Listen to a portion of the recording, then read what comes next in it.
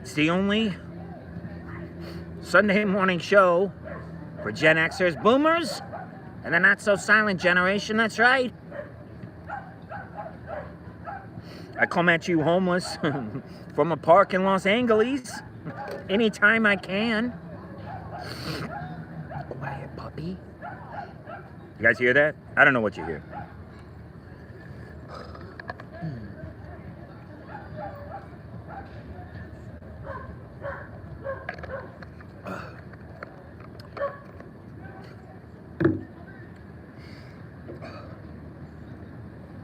There's only so many places I can do my show from. I'm going to be looking for other places. But today I'm doing my show from here. And what's the name of the show? I can't remember. Yes. Don't forget, guys, it is Napoleon's birthday coming up. We should have a great show. I swear. So, I can consult my notes. What we talk about on the shows, we talk about current events. We talk about my actual life, because I wrote a memoir. And we talk about the property that I'm writing right now, which is fiction, which I developed over this last year. We also talk about the weaponization of Facebook. I contacted the Department of Justice, and I let them know. I kind of ratted out my ex-wife. And they got back to me within 7 minutes, and they said, Gordon, we don't care. We don't give a shit. And by doing that, I proved that Facebook is more powerful than our government. Okay? So if you think a politician is going to do your bidding, they'll do it de facto as long as it goes along with the insurance companies that they work for and the corporations. That's okay. I'm a corporate sellout. I'm a huge corporate sellout. I mean, look, just like, right? Starbucks across the universe, no problem, right? I love Mickey D's. I love it. One of my properties is called the Caruso of McCafe. It was based on a joke that I made online. I said, wow, you must be the smartest guy at McCafe. And that's when, so in case you don't know, I spent 10 years on social media. And what I found out is that you get indoctrinated through the AI that's ascribed to you from the social media site. Now, I was only on Facebook because I'm boomer cusp. That's right, that's me. I'm a Gen Xer. The property that I'm renting, I got numerous properties, but the main one is called Linoleum Blown Apart. It's about a punk rock kid who finds out he has the same birthday as Napoleon. And in a 10-year span, he goes just from a kid in a garage, just like me, to the biggest band in the world. We've seen this happen before. I saw it happen with Soundgarden. They were on SST Records. Grunge didn't exist. We saw it happen with Nirvana, etc., etc. We saw it happen with The Doors, right? So this model is already there. And so in the 10-year span of the novel that I'm writing, which is called Linoleum Blown Apart, it goes from his age of 17 until 27. Okay, so these are major forming years. There were major forming years for me. I played punk rock in those years. I have all the songs because they never came out, despite what anybody in Michigan says. Right? That's where I'm from. Uh-oh, Michigan. Oh. Ooh, and the fist too. Oh. I get it on both sides. Little old Michigan didn't want me. All they did is rag on me, shit talk me, put me down, put down my band. I'm like, okay, man, no worries. I'll just go somewhere else. And I did. Yes. I'm in Los Angeles. And this is how I do my show.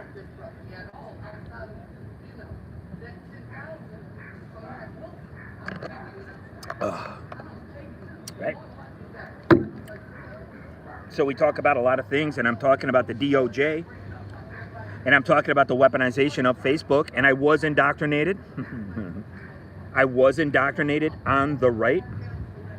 I call it the Q Roseanne indoctrination. That's right. Because people on the right seem to have this narrative that was basically fed to them. And I remember this narrative. Right? And you can tell that it's turned into a cottage industry because you have this film with Jim Caviezel and the missing children and all this kind of stuff. So you have a film that's based on this information that was delivered to me through my AI while I was on Facebook. I'm no longer on Facebook. I'm not on Instagram or any of those sites anymore. What I found out is very interesting, and I'm one of the only people talking about this, and I'm sorry to come in so close. It's not the ideal situation, but what are you going to do? And again, I talk about current events. I talk about my own life because I'm a memoirist, and I talk about my project, which is called Linoleum Blown Apart. And we're coming up on Napoleon's birthday, which is August 15th, and that is when this book takes place. And that's really the most interesting part of my show, I gotta be honest with you. But can you just... I power walk up here. I power walk for about a mile to get to the park just to do my show for all of you. So please copy the link and direct message it to somebody. And by the way, it's called the Grievance Gordy Show for a reason.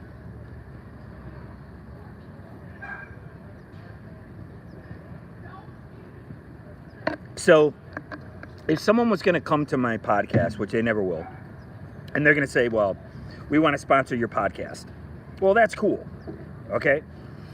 But you have one company dominating all these podcasts. Okay. I'm sure they have a great product. I've used their product. I don't really care. Like, whatever, dude. Right. But I was just thinking, like, if you're an artist, say, and you make drawings. Obviously, I've had artists in my band and stuff like that. I've been around the art world. I'm an art handler. I started working in the American Indian Community House Art Gallery in 1993 with a lot of mixed race Native Americans, right? I'm not sure where all this hubbub and rebop is coming in the 2020 era, but I've already lived through it. I lived through it my whole life. And if you were an artist, you would want to be sponsored by, say, like a company like Crayola.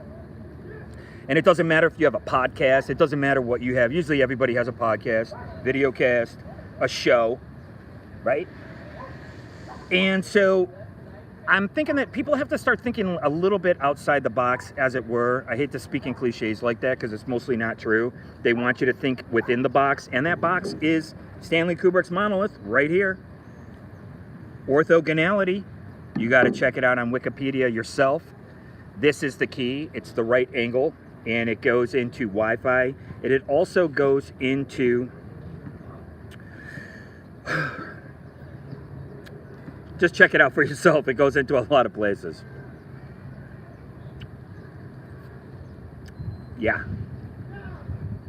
And it's tough for me because I don't know what I can say, what I can't say. But check out orthogonality. That's what Stanley Kubrick's monolith was talking about, through right angles and through this shape, right? And they were actually going to have a video playing on the monolith, but for whatever reason, they didn't go with that. Stanley Kubrick did work with the military-industrial complex, and I'm here to tell you, so does a lot of Hollywood, obviously. You have films like Top Gun. I mean, what are they using? They have to use... And this started in World War II, and I don't think there's anything wrong with it.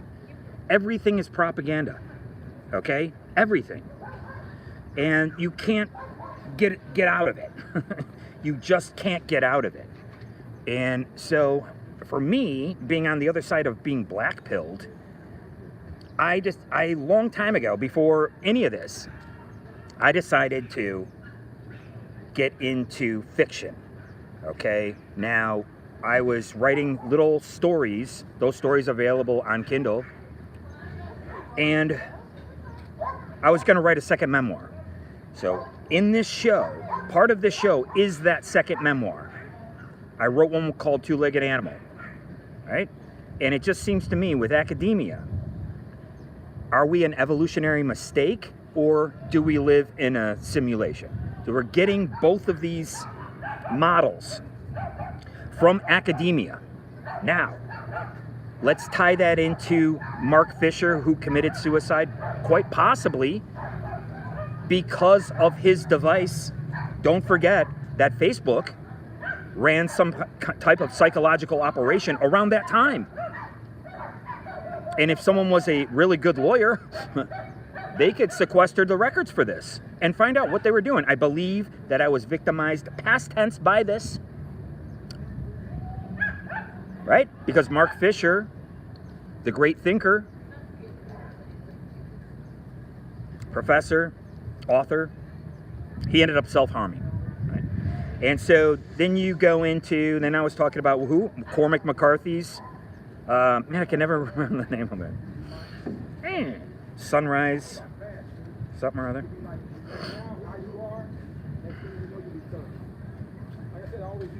I could always think of it when I'm not doing my show. I got to find another spot to do my show. I got to get loosey-goosey. Guys, I feel all bundled up. It's not a good feeling. Please copy the link and direct message it to somebody. I get 20 people watch my show. Let's get 20 more. Why not? It's called something Express. Damn it. Cormac McCarthy, Samuel Jackson. Sunset Limited. I was thinking of it. Right? So you have this professor from Sunset Limited, which is Cormac McCarthy, fiction. He's disaffected. He goes to self-harm. Then you have the real life Mark Fisher, right? Who kind of inspired people like Smashing Pumpkins to write songs like "Despite All My Rage, We're Still Just Rats in a Cage." He was talking about this. We're going into this symbiotic future, right? But he didn't know as to how far AI is going to be playing a part in it, right? So we have these two disaffected archetypes of a professor. Now, in my property, Linoleum Blown Apart, what's going to happen is that a filmmaker is going to leave a fascist country. He's going to come here. They're going to make a film. It's going to be a propaganda film. And it's just going to sit in the theaters and nobody's going to be watching it. Then, one day, luckily while it's still in theaters, the war is going to end. And everyone's going to come home and there's going to be dope, guns, and fucking in the streets. No, wait a minute. That's the 1960s. This is the 1940s. And they're all going to come home. They're all going to see this film. And this film is going to make, it's like From Here to Eternity. It's called Of Reasonable Service. And this film is going to make millions and millions of dollars. Oh, no, whatever, billions. I don't know. What's after trillion, quadrillion, right? So he makes that film, saves the studio. Then they ask him, what do you want to make? You just saved the studio. You can make whatever you want. they regret it. Huh? No, but he becomes a Stanley Kubrick style director. He makes another film that's like Killer's Kiss and like After Dark, My Sweet. He makes a boxing film because he's trying to be an American. And he loves that. And this book that he picks, it's about the end of innocence. And I've experienced that. I think a lot of people have experienced that. And it's not naivety. It's more like Dostoevsky's The Innocent One, where you go out into the world and you have to ask these basic questions. And I think a lot of people in academia are like, okay, that answer satiates me. Thank you, sounds good to me. I mean, I'm sorry, are we an evolutionary mistake or are we in a simulation? Because those two things are anathema to each other. We can't be a mistake if we live in a simulation. It's as simple as that. You wouldn't put a mistake inside of something that you created. So how come people aren't asking these basic questions? So back to my property. So this filmmaker from a fascist country comes over here and he makes 2 great films. Well, he's going to make 2 more films. And he's going to do it with a guy who smokes weed in the 1950s and he's a beatnik. You guys remember that part. And if you don't, well, you know what? You got to watch every single show. You got to I'm going to do an entire show about my pitch. I'll do the whole pitch. Blah, blah, blah, blah, blah. But there's other things to talk about. We've made the discovery about Majesty Crush. They're a band from Detroit. They're a bigger band than we could ever be. And look at the singer. He might have been a victim of the same thing that Mark Fisher was and the same thing that I was. It was a psychological operation coming from Facebook. This is $1 billion, maybe it's quadrillion, lawsuit waiting to happen. Who knows? Maybe I'm the key. In case you don't know, I'm homeless and I do my show while eating off the EBT menu. I started paying payroll taxes in 1978. Okay? We live on $6 per day. And that's if we're lucky enough to get the benefits. I don't think they give benefits to anyone who's a felon. I don't know what the laws are. They change so rapidly. And that's part of what we're talking about. We're talking about a schizophrenic future. I talked a little bit about it in the last episode. So what happens with Walter? He does 4 films. 4. Now he's doing his 5th film. So who is he working with? He's working with one of these professors. We have the archetype. It's Mark Fisher, and it is the Tommy Lee Jones character. And these guys are heavy thinkers. And it's similar to Socrates, who just drinks the hemlock. He's 70 years old. He tells everyone to go F themselves. He doesn't really care. So what is he doing? He's basically committing suicide. What did Mark Fisher do? He committed suicide. What did the Sunset Limited? The guy went to go commit suicide. Okay? I should say self-harm. I don't know. Whatever. Fuck you, I'll go. I'll go anywhere but here. Whatever. Shut up. Anyway. I'll go like this. I'll go like that. So, the template is there. And so when Walter makes his 4 films, he's going to make his 5th film. What's he doing? He just got done hanging out with Jeremy Cloud. He just got done smoking weed, going to jazz clubs. He's living it up pretty good, but he does deliver. It's very similar to Stanley Kubrick hanging out with Terry Southern. It's very similar to them working on this Nabokov novel. Their Nabokov is called Nana Sticky Candy Dish. I have the treatments for all these films. And like the film, it's called 4 Rooms, with Robert Rodriguez, Quentin Tarantino, and 2 other directors. I think Alexander Rockwell was one of them. Okay? I mean, I could look it up. Do you guys really want me to look it up? You guys should be looking things up a lot, but you do something. In the property known as Linoleum Blown Apart, we're going to have 7 directors simultaneously shooting these films. We're only up to the 5th film right now. They're going to be shot simultaneously, okay, by various directors. Now,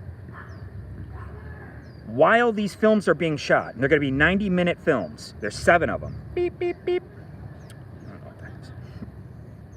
The band will start rehearsing the songs. Now, whether or not we're going to use actors or, you know what I mean? Like, not everybody's an Oscar Isaacson, not everybody can play guitar. Maybe they can, maybe they can't. I remember in Not Fade Away, David Chase's property, he had them actually play. He got musicians, he got them to play.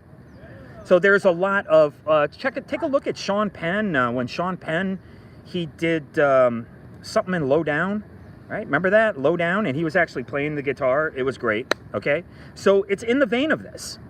We're going to get a band. We have the songs. And they're going to rehearse at the same time these films are being shot. Now, boom. The films are shot. The band is rehearsed. And now you start shooting the series.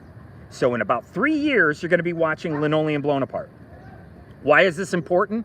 It's important because they've got 2 properties right now coming out with regard to Napoleon. We have Ridley Scott, and we have the Kubrick / Spielberg. What do I owe you? You got the Spielberg property, right? That's going to be a mini series or a series or something like that. Okay, so once that kind of dies down, and by the way, you have the greatest discovery that's right in front of your face. That's why I call it Aeon Wide Open. Like instead of eyes wide open, eyes wide shut. This Aeon is wide open, right? Right? So you have, I told you, Barbie is Afraid, and Boella go together. And who do you have? You have Joaquin Phoenix and Boaz. afraid. Joaquin Mboaz, afraid. Joaquin, do I gotta do it again? Mboaz, right? So this is Hiram Abiff. This is the ancient mystical text. Okay, that's why we don't put down religions here. If you want to believe in anything you want, that's what this country was built on. It was built on crazy religions and cults, and there's nothing wrong with that.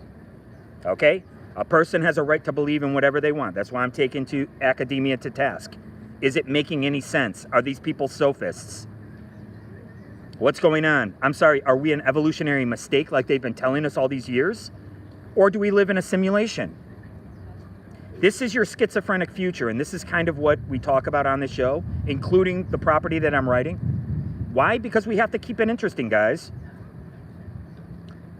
I'm not sitting here making any other prediction aside from the fact that the economy is going to crash in 2027.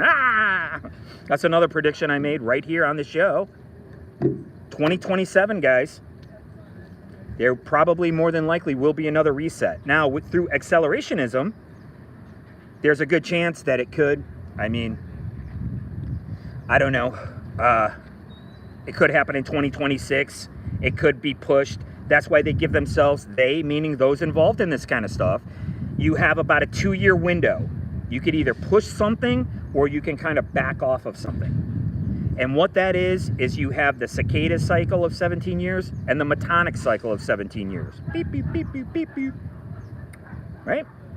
So you have 17 years and you have 19 years. That's why I'm the prophet of 2039. That's right. That's the next metonic cycle. That's why Thomas Jefferson said every 19 years we should get a new government. Don't you guys remember that quote? Thomas Jefferson, right? The guy who realized, like, why do we have slavery? Like, what the fuck? And he goes, I participated in it, but let's get it off the books. How about that? Gabish? Right? It's pretty easy stuff to understand. But right now in our story, we're on Walter's 5th film, and he starts hanging out with a nutty professor. Right? He starts hanging out. Ooh, shit. I gotta find shade. He starts hanging out with this professor. And so it's perfect because what happens, he's taking entheogens in the 1940s and 50s. 1950s, I meant to say. He's hanging out with this Terry Southern type guy. He's going around, he's like Carlos Castaneda and Jim Morrison all wrapped up into one. Right? Everybody is dressed like madmen in their sharkskin suits. This guy, he walks around in a poncho, right? He dresses like he's from Peru. Very colorful, okay? And so Walter hangs out with this guy for 8 years, okay? Now, he's gone. The guy's got to go, right? Like the what do you call it? The lawyer in Hunter S. Thompson, like the lawyer that hangs out with Hunter S. Thompson. He looks over and sees he's got to get on a plane. He's got to go. It's time for you to go. So Walter is left with his wife, Eva. Now, don't forget, Eva was a hardcore communist, but they made a play in the fascist country, and it was about what? Palladians. It was about space aliens coming down from the sky. And this play came out in the 1930s. Okay? Sorry, guys, if it's a little windy, I don't know. Please, guys, you gotta direct message the show to somebody. Okay? I shit talk a lot of people on the show, and I don't really care. If you want to take me to task, you can take me to task. I don't really care. Right? You have Sam Tripoli and Brian Callen. Okay, what is this counterpoint? Brian Callen, you ignorant slut. I mean, give me a break. You're not coming here to have me memorize Wikipedia and read it back to you. Because you can go to Wikipedia yourself. The whole point of a show is to use your discernment. And what that means is you go to Wikipedia and then you go to another source. That source could be in your own family. That source could be something that you read a long time ago. That source could come from another medium. That source could come from another person.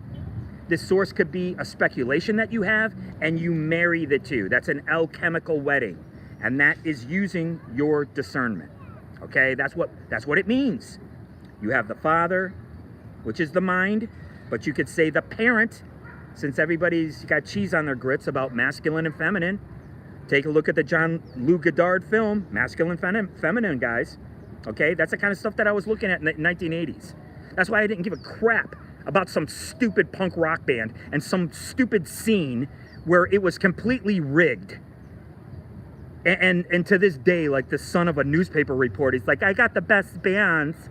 And I'm imitating a skinhead from Michigan when I do that. Everybody knows who this guy is. Isn't that right? Ugh, biggest bunch of phonies that you ever want to be around. Oh yeah. These guys got it coming to them. And I'm going to be there to deliver it. I've had it with very specific people. And that's why I'm out here in Los Angeles. I tried numerous times. I was born in Michigan and I was ready to die there. You better know that's right. What do you expect? It's called the Grievance Gordy Show. I got a lot of grievances. What do you want? Yeah. Right? But you got to stick with me, guys. We talk about a lot of things. Okay? We use this free association, and what that is chaos magic. We are willing this into existence. You will see this series get made. This series is my blood, sweat, and tears. I will give my life for my work. But what I won't do is give any more of my time to people who are undeserving of that time. And those people have to do with former friends and family. And a lot of that came from Facebook. And this is what I'm trying to tell you guys. When you are on these social media sites, they give you an AI. You have an AI. And that AI, quote unquote, indoctrinates a person. How do I know this? Because I spent 10 years on Facebook. 10 years. Okay? And long story longer, okay, I'm no longer on that site. I'm no longer on any social media site except for YouTube. I am YouTube exclusive. I have every right to be here. My channel's buried and I don't care. I'm not here for money. Right?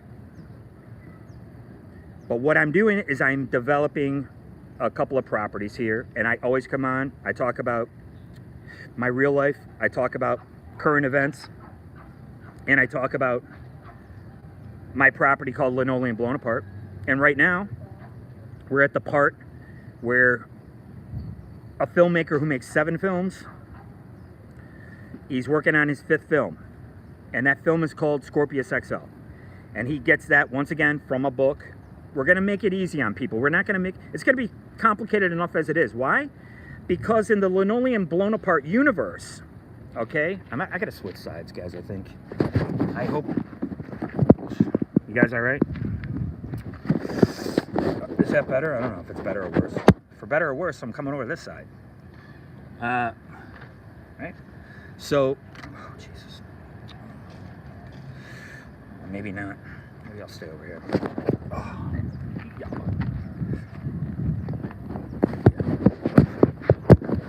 It's not bad. It's not bad. It's still not bad. I don't know. What are you going to do? Okay. Right? You guys okay with that? All right. What? I don't care. Okay? So... we have the archetype. I really don't like the lighting, guys. I really don't. I don't know what to do. I should. There's no other place to move. I would have to move on the other side of the park. Okay. I usually like going for about an hour. Okay. I think it's mostly just me. I think the reflection is coming back. Gonna take a break. Okay. So we have the template is set for Walter to be working with the Nutty Professor. The professor is going to be older. He's going to be like a cross between the Tommy Lee Jones character, like Socrates, like, okay, because you have the old wise man trope, right? And Mark Fisher, in that he's hyper intellectualized. He wrote the book Scorpius XL because it's based on his belief system. He believes that, and there's parts about that story that are like, you know, I left out purposely. Sorry guys, I gotta come on this side. I can't see, the reflection is like not so good. Not so good. Okay, we're just gonna have to go. Okay. Fucking hell. Oh, you don't want, it might be better here. I always do this every episode. Here we go. This is a little bit better. Stick with me, guys. I swear it's worth it. There we go. All right. So in case you don't know, I do my show from a park in Los Angeles nearly every single day. We talk about a lot of important things. I talk about the fiction that I'm writing, which is called Linoleum Blown Apart. And I talk about my real life because that's what parts of Linoleum Blown Apart are based on. Okay, we were watching Stanley Kubrick films like nobody's business. Any punk rock kid, excuse me, is going to have a Clockwork Orange t-shirt, every single one. And in the Linoleum Blown Apart universe, that's what they're going to have. They're going to have Walters t-shirts. So you have the films, 7 of them, and that supplies, and you have the band that's already rehearsed the songs. I have over 30 songs. Please check out the Acoustapunk episode. I cry and I punch a chair. So for that reason alone, it's funny. Right. I had just moved to town. It was really a tough time going through this torture through Facebook that people knew about, and it will be known about. Let me tell you something. Look at the collapse of the bank, the Silicon Valley Bank. Right? Nobody really saw that coming, right? And so I believe what a lot of these people were doing, where they were keeping these companies afloat. They were pumping money into these companies like Uber, and then before you know it, it's like, wow, how can we be driving everybody all over town for so cheap, right? And Uber is kind of paying for it, and then boom, they pull out the rug from under you, and now the price goes up. Everybody has Uber on their phone, and you're not only getting Uber, but you're getting Uber Eats, and not only that, but Uber is collecting all this data, knowledge through data discovery, right? That's a lot of cookies. Cookies, right? So we talk about this kind of stuff on my show, right? And I'm allowed to form a hypothesis and to speculate about it, unlike Brian Callen and Sam Tripoli. Sam Tripoli takes the black pill point of view, which is colloquially known as the red pill. Okay, I'm maroon pilled. That means that I'm out on the other side of this nonsense. I don't care. I don't care. Honestly, I don't. Because I can see, I'm so well versed that I can kind of see what's going on. I'm not mired down in this myopic minutia. Right? I can see the bigger picture. So geopolitically, we are recarving up the globe. And for some reason, we're allowing Brazil, who's in our hemisphere, to be part of BRIC, the Belt Road Initiative. It's called Belt and Road. I just call it Belt Road. The Belt Road Initiative.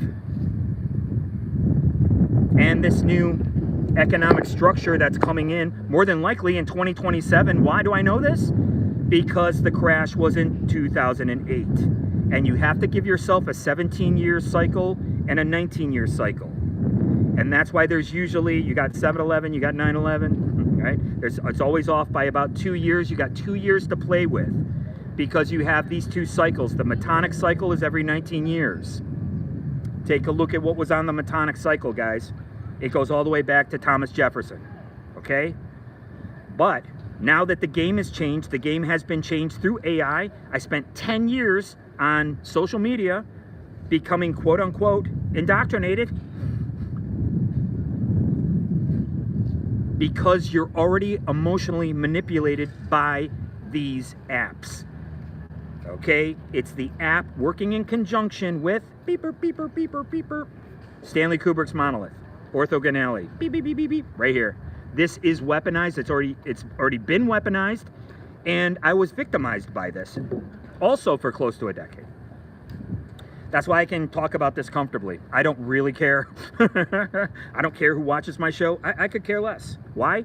Because I can focus, I can shift my focus to linoleum blown apart very easily. Right? And I can put all my effort into this property. And why do I know that it's going to take off? Because just look at the name. Everyone's going to love it. It's hilarious. Everyone's going to love it. And it has to do with punk rock. Right? And again, I have to plan out whether or not we're going to do some more. I mean, it could just go 3 seasons. You don't know. It's a big popularity contest. Well, look at me now. Look at how unpopular I am. Look at how unpopular my show is. Well, things could change overnight. You just don't know. I personally had to get off my keister and go out into the world. And I had to figure some things out. And I did do that. And you know what I got? Excoriated, vilified, made fun of, put down, talked about, shit talked, gang jumped. Look at that. How do you like that, Lucky 7? Yeah, that's me. That's my real life. That's everything that I've been through in my life, and targeted by my own family and put down. Oh yeah. There you go. There's one for you. There you go. There you go. I am the middle pillar. I'm harder than the nails in Christ's cross. I don't care about these people anymore. What I care about is you, my audience. Okay? And what you want to do is you want to copy the link and put it in and direct message it to people, please. I'd appreciate it. Because what we talk about on this show, and I do this without getting paid, and I'm not interested in getting paid. Why? Because money doesn't really... Yeah, that's right. There you go. There's a guy. Hey, come back here, man. I need a sidekick on my show, I tell you. Right? So, you know, you got to be able to do things regardless and irregardless.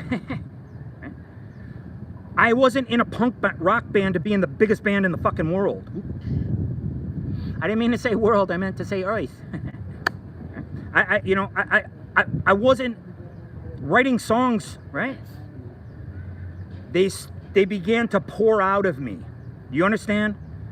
Well, I always use the Beatles as an archetype. When the Beatles are playing, yeah, they're playing Chuck Berry songs and they're playing covers and they're just having fun.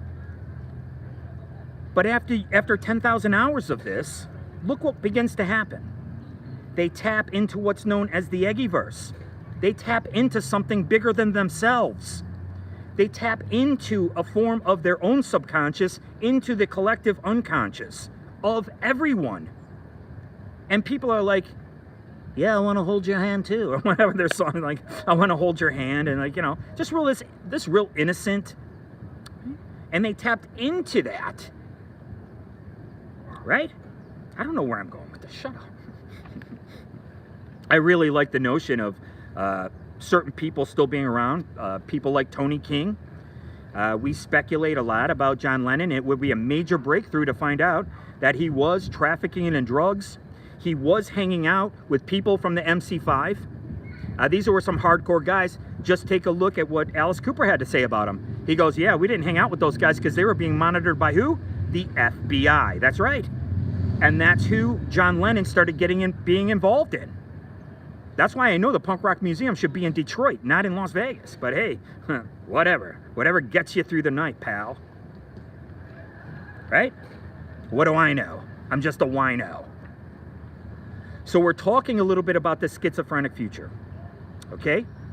We're talking about this normalization of getting multiple answers, right? And we go to seek these like gurus or whoever, right? We go to seek these people out. I'm looking for answers. We consult with these shaman, right? I'm trying to talk about my property. I'm going all over the place. Shut up! All right. No more coffee. I'm out of coffee. I'm out of excuses. Okay. All right. So, and that's what we're going to model this professor on. And so you can see this scene where Walter, we gotta, like I said, we gotta make it simple. He's just gonna have written the book Scorpius XL. Now you have two characters that are similar to this. You have the guy who wrote Pork Chops and the Who's Gal, and then you have this professor. Beep, beep, beep, beep, beep. So I don't know when this professor is going to have written this book, because Jeremy Cloud wrote a book as well. And then their next film is going to be based on a haunted book, very similar to The Ninth Gate. It's called A Clear Dust Jacket. That means the dust jacket of the book that usually has something printed on it is there's nothing there. Right? Okay, now this is very... You guys got to stay tuned for every single show. I talk about what comes up in my natural scroll. That is an AI that's ascribed to you. This AI, you're given an AI when you go to Facebook. You're given an AI when you go to Instagram. And these AIs can pollute you. They can get you polluted. And you're already getting emotionally involved in this. Now take a look at this. I talk about gematria and I talk about isosophy. Okay? Right? So you have Elon Musk. Now, I'm not pro or against Mark Zuckerberg, and I'm not pro or against Elon Musk. But when these guys are going to MMA, you got to put your money on somebody, right? Right. So what team am I on? I would say that I'm on more of Team Elon Musk, simply because of what happened using the Facebook app and how it just crushed me, man. And it was brutal. And more people should know about this. More people should talk about this instead of talking about like Bigfoot and having arguments about these ESG scores. Okay? And having arguments about media deep blue stories that are delivered to you and they're hair today, goon tomorrow. Right? Because all of a sudden we were talking about, one topic. Oh, that was last week. Now we're on to another topic, right? So what's the big headline today? And with alt media, what you have are idiots like me coming on, and they're giving their point of view about a media deep blue story, right? What you come here for is you get a completely different perspective, guys. When it came to Johnny Depp and Amber Heard, take a look at Who's Afraid of Virginia Woolf. Take a look at these antagonistic relationships. I was in an antagonistic relationship with a woman where fighting was part of the sexual charm of the relationship. The arguments, the bickering, and the makeup sex, and the breakup sex, and the grudge effing, right? I mean, this is all... I'm sorry if the wind's blowing a little bit too much, guys. Right? I don't know if you're hearing the wind or not. It's hard for me to know. I don't know. There's no way to know. Okay? So, right? So, and I talk about this a little bit. I was with at least 2 women who were just like my mother. I was doing things very similar to my father, just being an alcoholic and driving around in a pickup truck, smoking cigarettes. I mean, trying to be a womanizer and stuff like that. My dad did that exact same thing. Why? Because he was taken out of our family. It was called a home wrecker, and this is in 1970s Detroit. And it's pretty brutal. You're gonna leave your wife and 4 kids. And look what became of the man. I can't really say much. Right? And so this male archetype, I am that male archetype in my family. In case you don't know, I have 3 sisters, and I was raised by my mother. I had to sleep in the same room with my sisters, and I actually had, body hair by then. I was like 11 years old before someone came over and built a wall in my house, and I had my own room. Right? That's pretty brutal. I had to sleep in the same bedroom as my sisters. It was brutal. It was like hellish for me.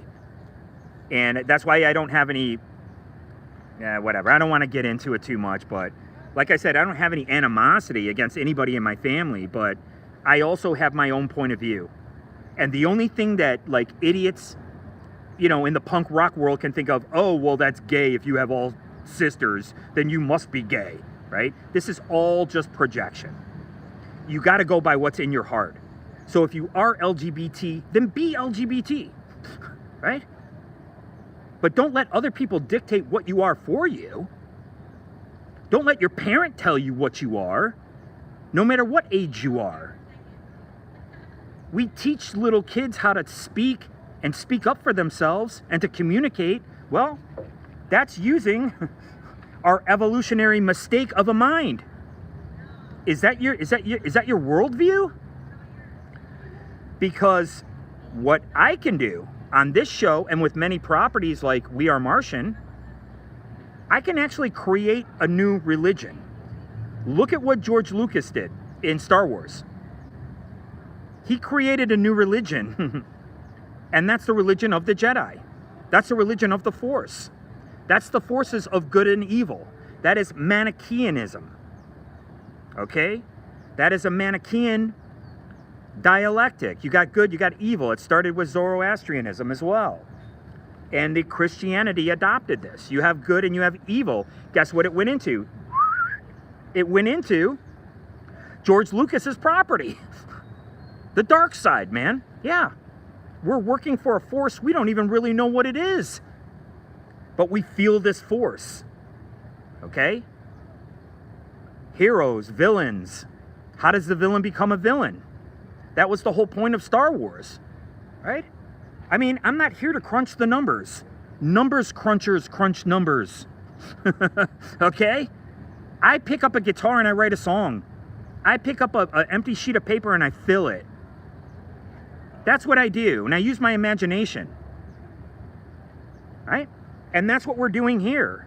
And that's why I can speculate about things on this show, about future events, and talk about the Metonic cycle, and put things together using my discernment, as opposed to listen to these talking heads taking the point of view of Media Deep Blue. Well, then why don't you just accept the meme of a story then? Just read the story and move on. No, you want to come here for something interesting, for something new. Right? This is a new perspective, and not many people are allowed to have it. And who knows in the future? Take a look at Elon Musk, guys. I call him Musk the Tusk. Cuckoo Kajou. The walrus himself. He might be fighting. MMA champion. Mark Zuckerberg.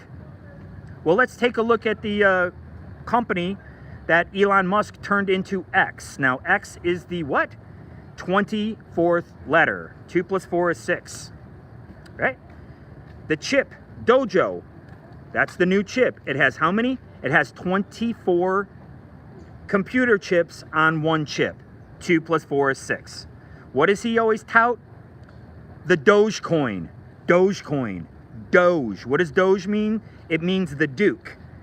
Who is the Duke? The Duke is usually 6 in succession to be the king or the queen or the crown. What's the crown? Corona. That's what the crown means. It's above your head. Okay, so this is all wordplay. This is isosophy. This is gematria. Right? Now, you see everything kind of reduces to 6. How many sides to a cube are there? There are 6. How many directions are there? There's up, down, left, right, forward, and backwards. 6. Okay? It doesn't mean evil. Even though there's 3 of them. It works like... I'm distracted by dogs. I just want to play with the dogs. Right? This works like being synonymous, like a thesaurus. Right? This works like a thesaurus. But you do it with numbers instead of definitions. Okay? Why was Stanley Kubrick into the etymology of train stations? It was a hobby for him. He was a chess champion. And who did he start working with? IBM. What's one letter off from IBM? HAL. HAL. How did we get here? I actually picked up the luggage with a Teamster for Nicole Kidman while I was working on Peacemaker, and come to find out, they were moving to New York to shoot with Stanley Kubrick. You see what I'm saying? And I was thinking about all this stuff in my head, and you know, it's just swimming around. Right? And then I started creating this. At first I was going to make a musical. It was going to be, it was kind of funny. It was going to be like the Phantom of the Paradise. Don't forget, this is kind of based on the Phantom of the Paradise. Okay? This was going to be a musical, and it was going to be a musical about Stanley Kubrick. That's kind of where it started. And then it just keeps feathering out and developing and developing and developing. Now, when you get the numbers crunchers coming in, they'll be like, well, you know, I don't really care about the whole punk rock band thing. Punk rock isn't my music. Go F yourself. I really like the narrative of Walter. Well, where can we go with this if we had to change it? I don't know. And as a matter of fact, I can tell you that the Scorpius XL narrative is very Kubrickian. It could be its own film. There's a huge, what do you call it? What do they call it? Like a reveal? What do they call it? Damn it. I can't think of it. It's, what do they call it? Spoiler. It's a spoiler alert. There's a huge spoiler. Okay, there's 2 spoilers in Scorpius XL. Now, don't forget, Scorpius XL is Walter's 5th film. It's a space mission film, right? It's like Stanley Kubrick's 2001. But don't forget, it's a mirror of his very first project with Eva, which was Vivisection on the Danube. When a space alien comes down, when they crack the sky, a space alien comes down and metaphorically has sex with her brother. That's what the play's about. And this play, Walter sees it in 1930, and it's co-written by his wife, a person who will be his wife. You understand? Like, this is like, right? And so all these years later, about 20 years later, here he is. He's making this film. Right? This is his 2001. And who does he hook up with? He hooks up with a self-harming professor. A professor who might be on the brink of self-harm. Because he's kind of cracked. And unlike Grabowski, who he writes Pork Chops in the Hoosgow, Grabowski is a drinker. He's like Bukowski. He's like, you understand? He's one of these hard-boiled guys. He still goes to brothels. He still's got some pep in his step. He's like Dashiell Hammett. You know what I mean? That Hollywood hanger-oner. He spent way too much time here in Hollywood. He just became an alcoholic, and they got sick of him. They made him go to the Hoosgow. It's a true story. Look into it yourself. I'm very sorry if there's a little bit too much wind. We're going to wrap it up here pretty soon.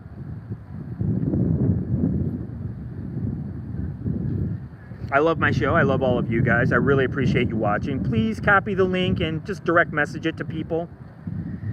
Okay? Like I said, people know that I'm here. I'm not really worried about it. And again, I passed away when I was 5 years old. I got hit by a car. And I died of a heroin overdose in 1999. I was brought back with Narcan. Look what's happening now. Fenty. Look what's going on. All these Fenty folks out there. Right? We just spent 20 years in Afghanistan, and then they come back making synthetic heroin, and people are surprised by this. You remember a little something called Vietnam?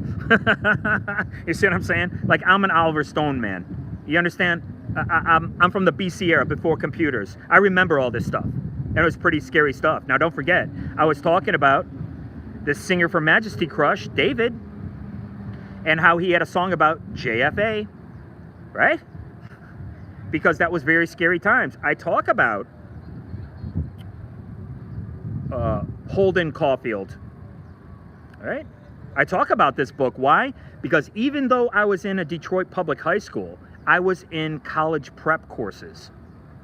And I remember that was required reading in college. Catcher in the Rye. And so that's what they try to do. You know, it's really just really, truly sad. And we know that this was an operation. And there's two people with two different kinds of mindsets. Now, are you really going to go to The View, right, the television show? My mom watches it. I've watched it. We've all watched it. Are you going to go to The View for a military-style mindset? There's people who have this mindset, this, you know, domesticated mindset. And then there's people like me, guys on the Joe Rogan show, guys who have more of a military mindset, right? There's no dialectic here. There's different kinds of people that have to exist in this world, right? I'm not going to have the same purview as these people, but it was really kind of interesting. They showed one of the people on The View talking about how great the economy was. Like, what? Are you insulated? Are you really that insulated? Yeah. Well, we all know that what they do is they read from the prompter.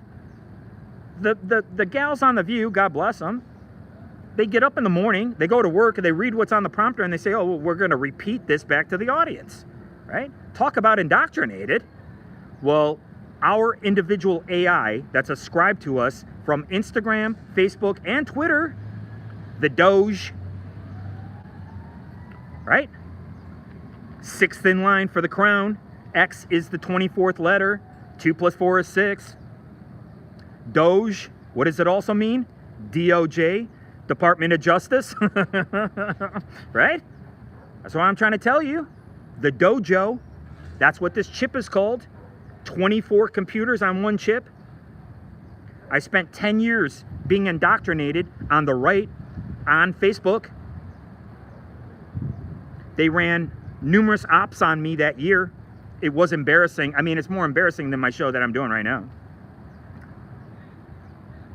I made an absolute fool out of myself. I made a complete ass out of myself, right?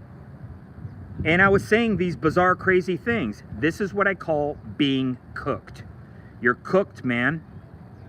And you get cooked through these algorithms. You have to get off of IG and Facebook specifically. Right now, it's safe to be on X. But in Mark Zuckerberg's white paper, and Musk the Tusk, Cuckoo Gajoob, the walrus himself, when he starts using this chip that's going into the Teslas on as the AI on the X platform, this is highly weaponized. And this is, they're telling you the same thing. You're going to be falling in love with your device, right? We already have so much online pornography, and now we have these women who have an unnatural expectation from men. And a lot of guys are talking about this. Well, guys, we could sit at home. You got pornography and you have video games. What do you need a significant other for? And it doesn't matter if it's a significant other, a significant brother, a significant mother, whatever you're looking for, a sexual partner. Everybody's looking for a partner, right? And what if your partner is going to be, they want your partner to be this, right here, Stanley Kubrick's Monolith. You have these people with this unnatural expectation of a guy. Oh, he has to be this tall. He has to make this much money. And you've got all these great people, all these great guys, and all these other people who are sitting in their basements playing video games because they know they're never going to get this woman. Well, let me tell you something. When you're in a relationship, it's a lot of work, and you have to work to be in it. And it's way too easy just to give it up. I mean, look at what my wife did. She tortured me for 7 years, used me, she got a bunch of money, and then she left. And she was done. And it was worse than that. They came in and they crushed me, and they used the Facebook app to do it. And it seems to me that a lot of people know about this, but I'm the only one talking about it. I'm not afraid to talk about it. Why? Because I can take all my pent-up emotions and I can push them into a song. I can push them into a story. I can I can put them into Linoleum Blown Apart by creating this really ultra violent scenes. Linoleum Blown Apart is going to be a hard R, right? All pun intended. Yeah, absolutely. There's going to be murders. And again, when you have the template that's like Perry Mason, that's on, right? I believe it's on HBO or Showtime. It's a little too polished, right? It looks a little too good. I'm expecting something a little bit more grittier. Like when you take a cross between Perry Mason and The Wire and The Sopranos, right? Right? You're going to get some gritty stuff there. And that's what I envision for Linoleum Blown Apart. Now, I'm really wrapped up into Walter's life. Walter, this film is going to come out in 1963, so he meets this guy in 1960. And this guy get money is going, yeah, I will. We're going to keep working on it. All right. Yes. Stay positive. That's right. Am I being negative? All right. So you're going to have Walter. We're going to wrap it up here. He meets this atheistic professor. Now, this professor has ideas. He's like, well, if we can go to the moon. Now, don't forget, when this film comes out, they haven't gone to the moon yet. This film comes out in 1963. Right? Hey, Ref, we go to the moon and do the other things. Not because it's easy, because I'm hard. Right? And he goes, this professor knows we can go out there. We can not only go out there, but we can go to where they have, what? 2 suns.